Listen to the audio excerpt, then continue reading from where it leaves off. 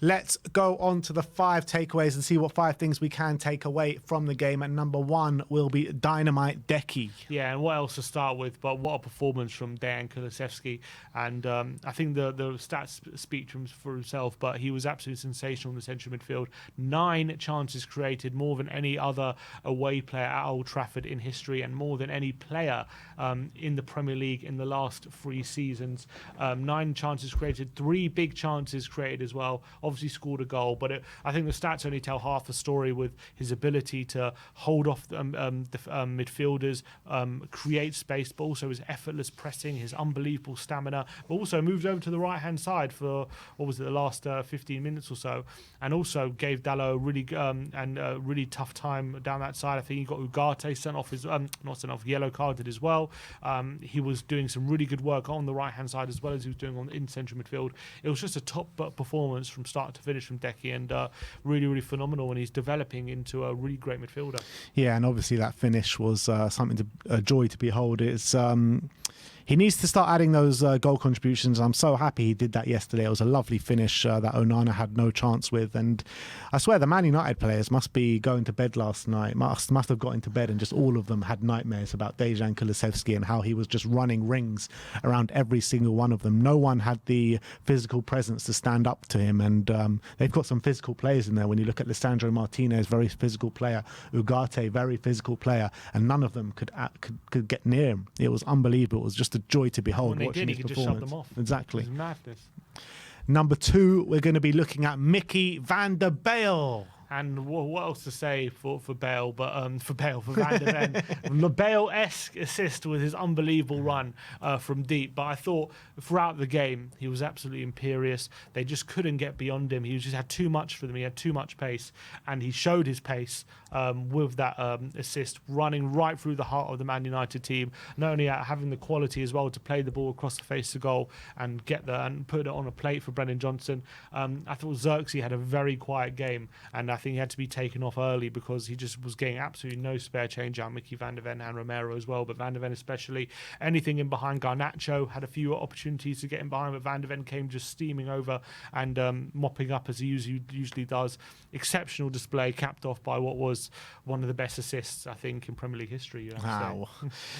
High praise there for Mickey van der BALE. Unbelievable performance. And, when are we going to stop calling it, like a Gareth Bale or like a Jan Vertonghen? This is just like a Mickey van der Ven. I mean, in his own right, he's just unbelievable. I've never seen a centre-back like it, to be honest. I really haven't. And we've seen some good centre-backs in our time with the Toby Alderweireld, the Jan Vertonghen's, Ledley Kings and stuff like that. I think this guy is up there with these guys. I really believe that. And like I said before in the match review, I've never seen centre-backs that can contribute so well in the forward aspects from general open play. We've seen centre-backs that can do that from set pieces, but I've never seen, like, from just general open play, how much of a threat they can be.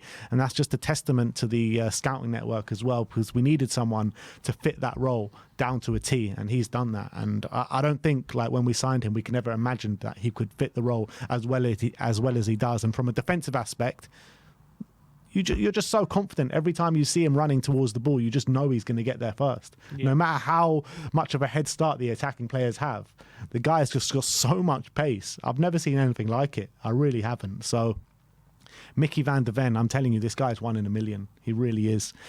Moving on to number 3, and that is Bentancur is back. Yeah, and I think Bentancur is really starting to get back to his best. I think we saw that yesterday with his performance in the 6. Brought a lot of energy, was able to cover a lot more ground. I think stats as well. Won 2 out of 3 ground duels. He 1 tackle, 2 interceptions, but also 96 pass completion and 2 key passes. So he was good on the ball, created a couple of chances, but also off the ball was able to get around the pitch, was able to win his duels, was able to press the Man United midfielders. I think Bruno was getting very little just because whenever he got the ball, he had Bentancur there, ready, snapping at his heels, ready to win the ball back for Tottenham. I thought he was aggressive. I thought he was, able to cover the amount of ground he's, where he was when he was back at his full fitness. And I think, we're really starting to see Bentancur getting back to his best. And the Bentancur is back to his best. We saw how good he was when he was under Conte, one of the most consistent and best performing midfielders in the league at the time. So if we can get him hitting those sort of levels of consistency, what a midfield we have. Yeah, absolutely. And I'm delighted to see him get back to those levels, because I did question whether he would get back to those levels, because you've got to remember the injuries that he did have were so significant. You know, sometimes you don't see players get back to the levels that they showed before the injury. That's a testament to how hard he's worked to get back here. And you're looking at how high we win the ball up the pitch. It was actually James Maddison and Kulusevski contesting the most duels. But when it did get past these two players, Bentancur was there to mop up every single time. Calmness personified on the ball. I think he had 2 or 3 key passes on the day as well. So Bentancur, best performance of the season, and I think there's more to come from him as well. So brilliant, brilliant, brilliant.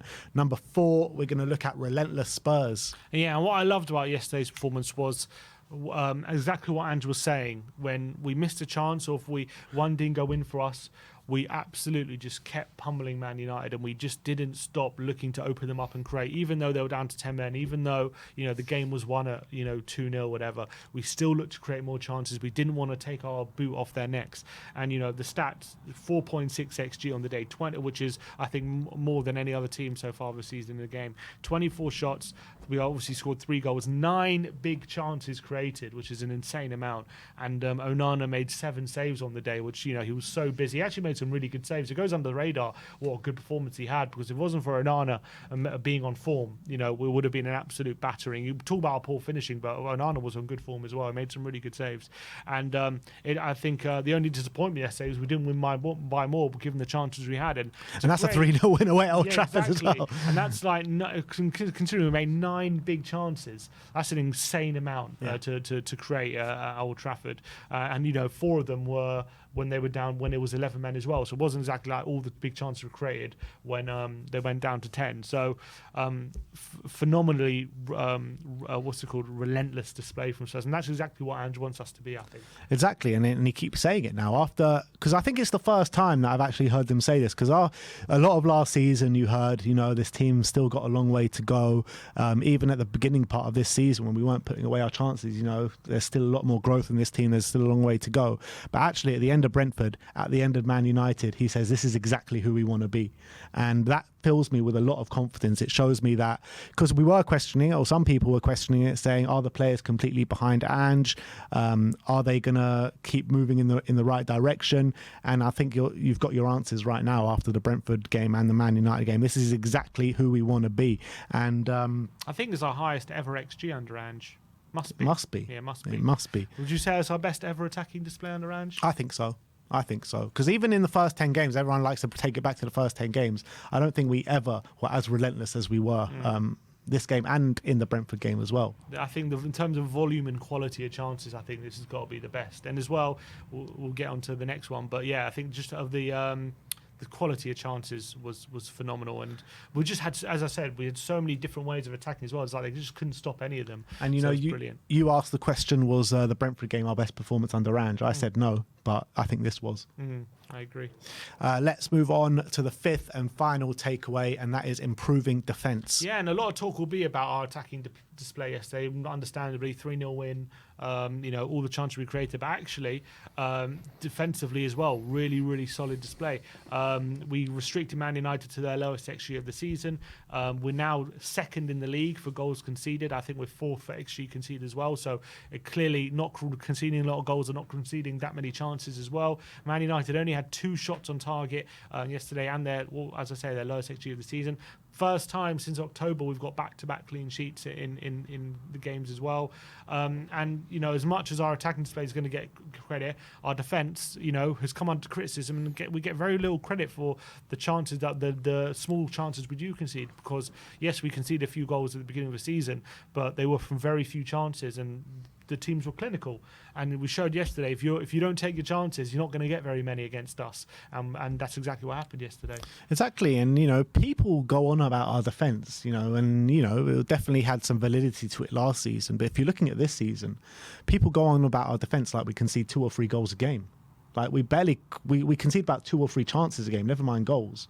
And if that, like we've conceded, 2 goals in our last 3 games, one from a set piece against Arsenal, which probably, definitely could have defended better. And the goal that we conceded against Brentford right in the first kick of the game. Which everyone is doing. Which Even everyone, Man City. exactly. So I think this defence definitely need to get a lot more credit than it deserves. And you're looking at Coutinho Romero and Mickey van de Ven, 2 players that complement each other so well, and they're performing at the top of their game right now. You've got Pedro Porro, who I don't think anything got past him yesterday, and you've got Destiny Udogie as well, who is getting better and better throughout this season. So you're looking at all 4 of those players, and as much as they are really good defensively, they're actually so good offensively as well. So you've got the best aspects of both all these players. And this is against a Man United team who, before the game, were one of the highest teams for XG created. Second in the league. So this isn't a team who can't create or who can't make chances. They can, but they just couldn't against us. Yeah, they made it look so easy as well. So yeah, that is our 5 takeaways from the big win at Old Trafford yesterday.